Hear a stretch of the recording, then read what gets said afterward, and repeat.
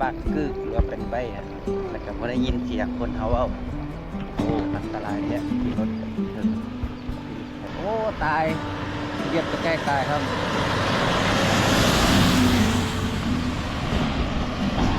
ตัดผมแล้ววันนี้เกือบชั่วโมง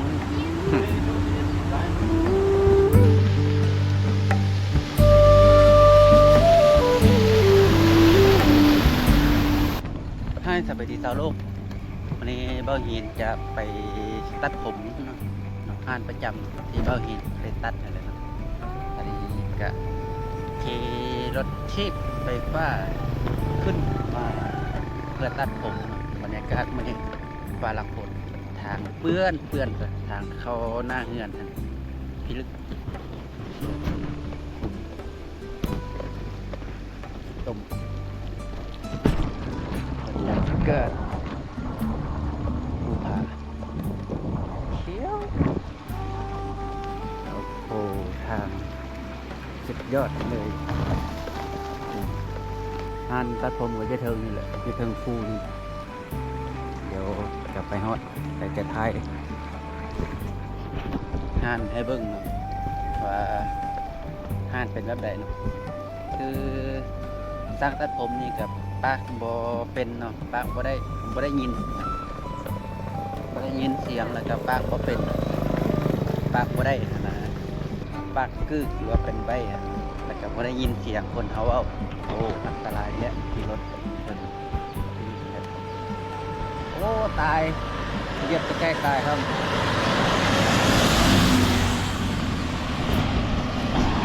เหยียบใกล้ตายตัวนึง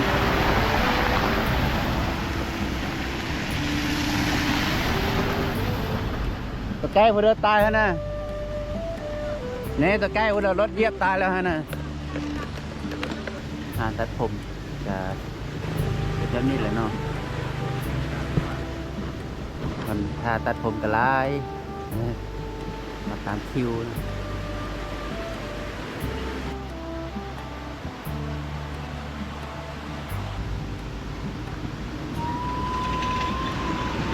อยู่ข้างสวนเพิ่นมีมากต้นเนาะเริ่มมีผักมีอย่างต่างๆมาอยู่ข้างห้านนี่ข้างห้านมีผักมะละแล้วก็มีฟักเรือมักต้นหน่วยใหญ่ๆมีหลายหน่วยเลยนี่นี่ก็มียืนนี่ก็มีเด็กหน่วยใหญ่เลยพอดีแกงเนาะแบบนี้นะแกงใส่จิ้นหมูก่อนอยู่ในก็มีเนาะแต่ว่ายังบ่ทันขาวแบบนี้เนาะแต่ว่ายังทันแก้บ่เห็นมันขาวแบบนี้เนาะตอนนี้ฝนก็ตกแล้วนะฝนตกอีกแล้วมีบางห้องเด้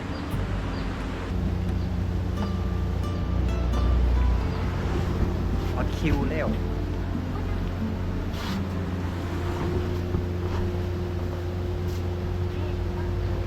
ตัดผมแล้ววันนี้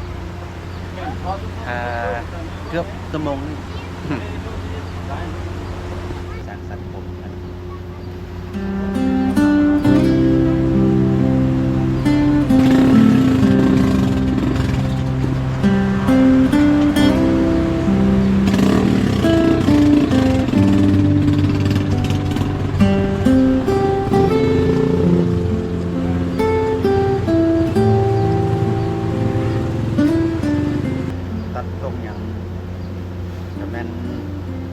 รุ่นเอาเนาะ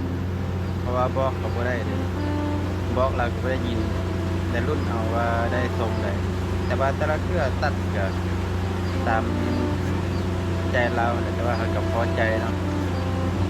พอใจที่เราตัดให้แต่กับบอได้ขี้ไล่แล้วก็ตามสไตล์ของเราเนาะเราเบิ้งคนเองเราเบิ้งคนแล้วก็เบิ้งทรงเอาแต่ละข้างเขาตัดทำเราได้เราก็ตัดให้เรานั้นก็ละเอียดอ่อนก็คือ กันกับคนปกติทั่วไปแต่ว่าเราไม่ได้ยินซื่อๆเนาะนั่นนี่เนาะถ้าอยากตัดตามแบบเนาะแต่สามารถเอาแบบให้เราเบิ่งได้เนาะ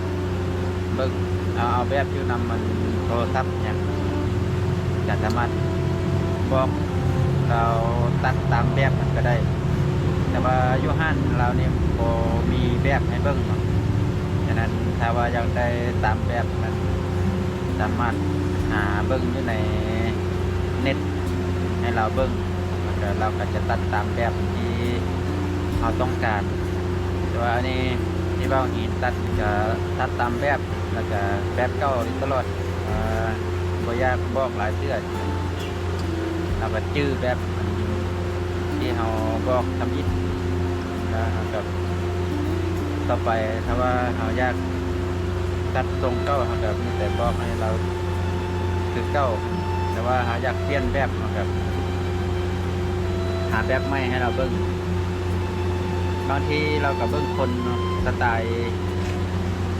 เราแบบใดสินะเราจะตัดตามสไตล์ของเราแต่ว่าบอกเนี่ยถ้าว่าบอนใดที่มันยังบอกคักเราจะสามารถบอกได้เวลาเราตัดแล้วตามธรรมเนียมที่ห้านทั่วไปเนาะเพิ่นจะเฮ็ดคือเขาเฮ็ดคือกันเนาะเวลาบอนใดที่เรามองทันทึกใจเราบอกสร้างได้เป็นจริงใดแล้วตอนนี้เท่จังเลย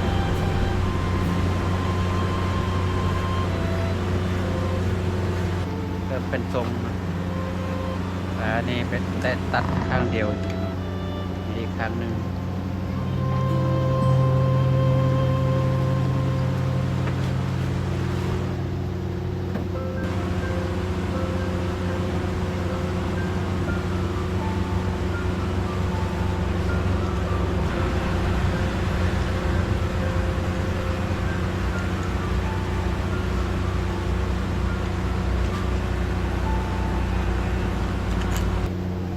เก็บรายละเอียด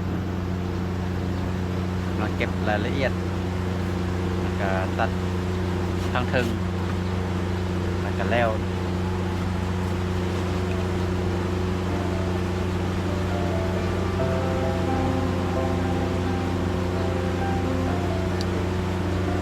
เป็นจังใดเท่อยู่ปะเนาะตรงสุภาพตรงคนไปเรียกไปงานนะคนตรงคนเฮ็ดสวนเ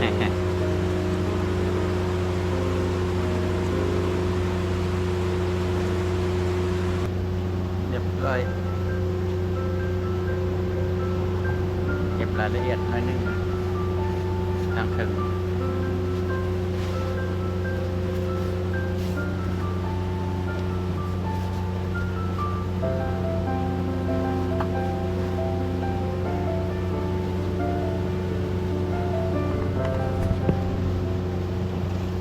ใจ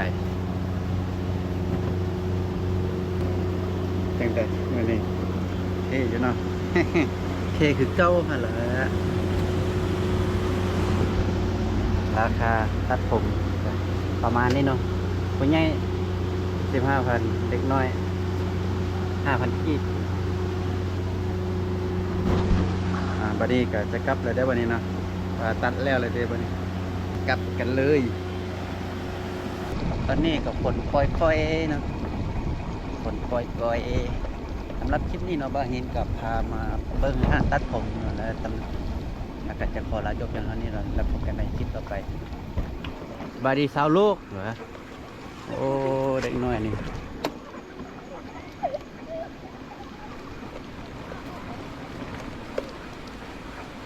บรรยากาศตอนฝนปล่อยปลายเนาะท้องฟ้าก็ครึ้มด้วยเมฆหรือหมอก